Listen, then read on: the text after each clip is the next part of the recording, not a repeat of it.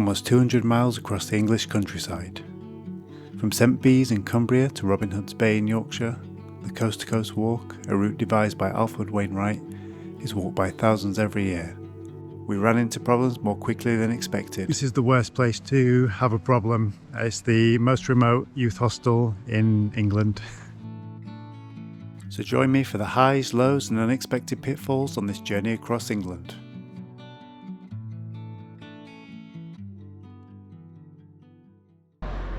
So we're at York Station now, going to get the train to St Bees, which is the start of the hike.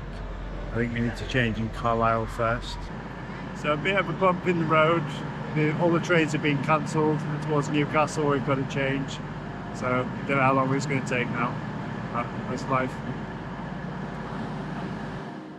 I'd been planning this trip for around a year with my father Chris. Around 9 months before he'd set off, he'd broken his hip while on holiday, which led to surgery and a total hip replacement. For most this would have ended the dream, but with determination and the okay from his doctor, he decided to take on the journey anyway. Just coming up to our hotel now, Seacoast Hotel, right on the sea.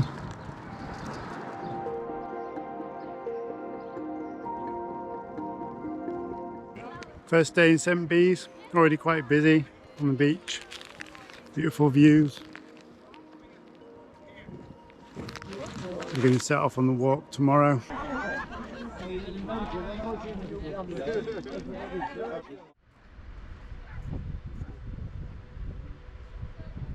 Okay, so I'm at the beach, St Bees, about to go dip my feet in the Irish Sea to mark the start of the Coast to Coast Walk. It's going to be 200 miles through the Lake District, the Yorkshire Dales and the North York Moors National Park. There's already some dark clouds on the horizon, but hopefully we'll have some good weather at some point.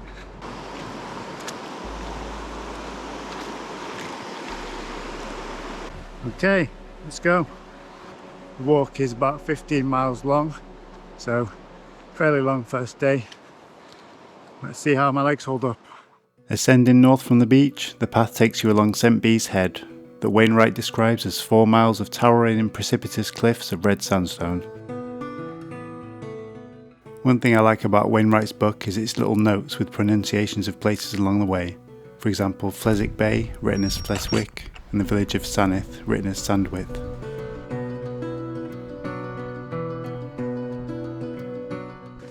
So we're just going past St Bees Lighthouse now. We're going to carry on up the coast a bit further and then start heading inland towards Cleator. So we are taking a right in now towards Sanith.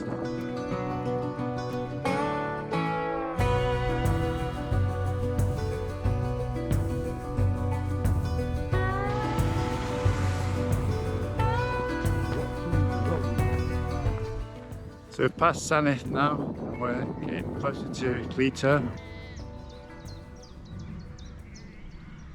I'll be dead by then. There you go. Thank you, Jeeves.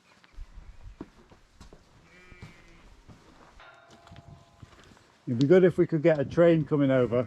It'd be more like cinematic, wouldn't it?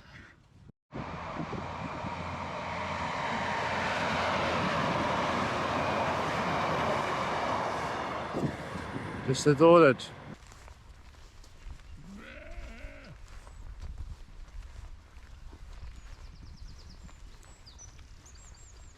So it's been a nice walk already. We've walked down the coastal path, stopped in a nice pub for a drink.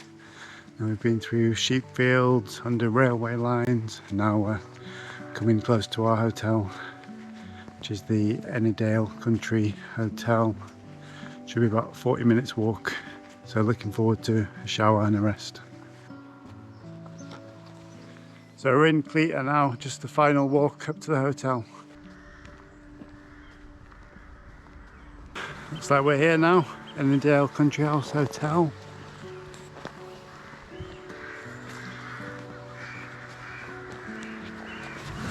Looks like quite a nice place. Some nice gardens there as well.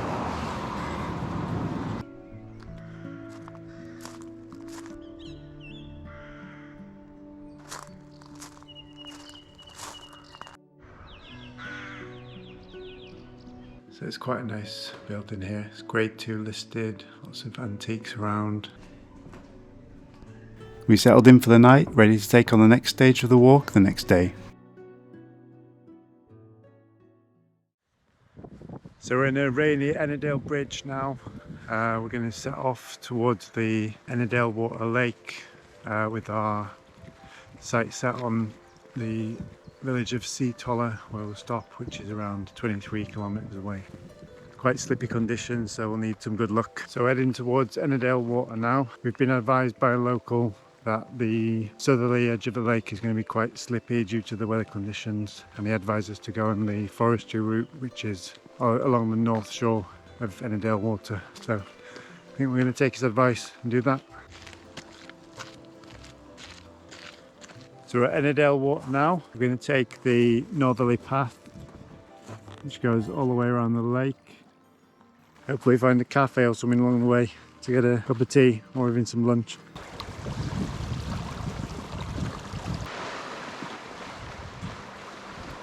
So this is the first section of the hike that goes into the Lake District National Park. So we'll be going through that whole national park, and then we'll be going into next the Yorkshire Dales National Park, and then finally the North Yorks Moors National Park. So we've got Black Sail YHA about 5 miles away. So hopefully we're going to keep going around the lake and end up there in about an hour's time. Our pace was a bit behind what we'd hoped for, so we looked for somewhere to stop and refuel. So this is the youth hostel here. Don't know if Chris is going here or not, but I'll just have a quick look.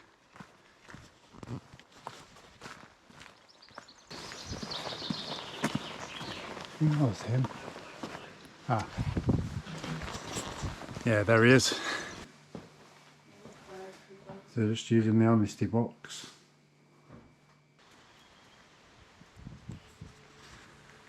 Right, pressure's on now. We've got about a couple of hours to get to the hotel. The check-in ends at 6 PM and there's a big mountain in our way.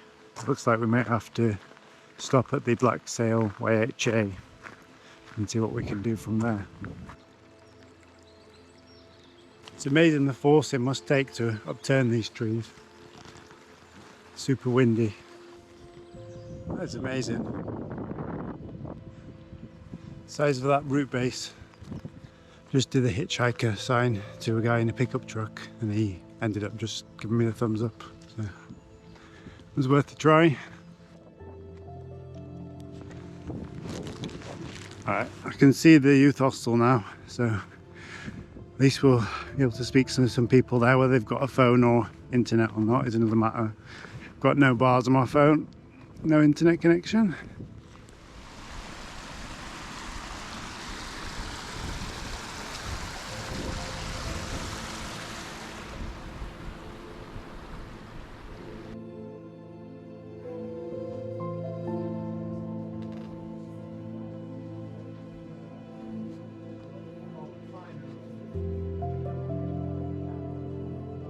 Alright, so we've arrived at the youth hostel. We're basically in the middle of a valley with no phone signal, and our destination is right over the mountains, about 4 hours walk. That's walking fast. I've just spoken to the guy who runs the youth hostel, and he said basically this is the worst place to have a problem. It's the most remote youth hostel in England. Sod's law. So yeah, we're gonna have to try and find a way back to eventually get a taxi, if possible.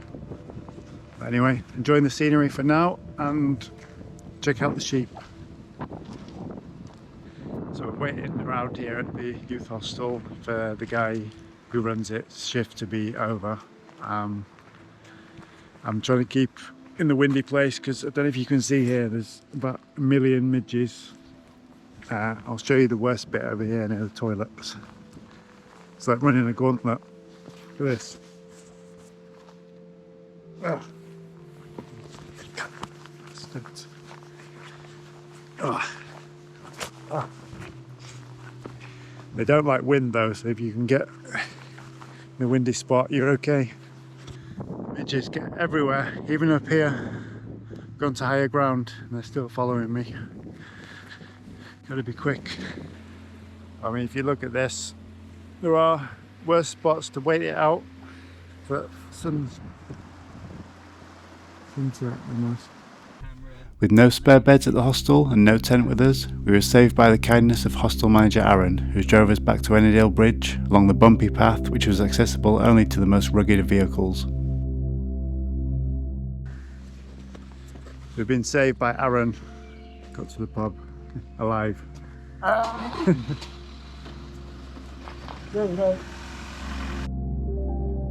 As dusk crept in, we managed to find a taxi to take us on the circuitous journey to a hotel in the next valley.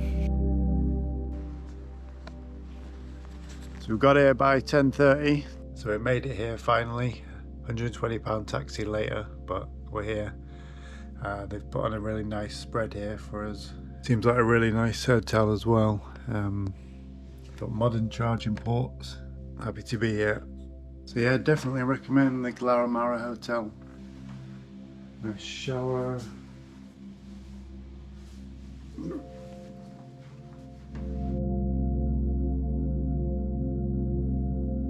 Join me for the next episode where we stay at an inn frequented by poet Wordsworth and encounter more challenges in the Lake District. Been a bit of a slog. Once again, thanks for watching and see you next time.